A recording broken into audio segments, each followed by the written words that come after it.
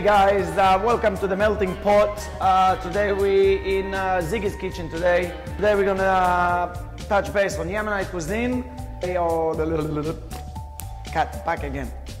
On a very popular soup, which is a chicken soup, which is fantastic in winter. I came from Israel, from Herzliya, which is a coast city.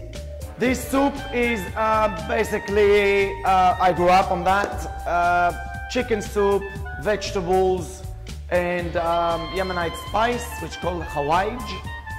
Easy to make. As well, we go with authentic bread, which is called Lahoh. Lahoh is made out of dough, yeast, salt, and pinch of sugar, which is easy peasy to make. I don't know what to talk, man. Yemenite cuisine, generally speaking, are pretty popular in Israel.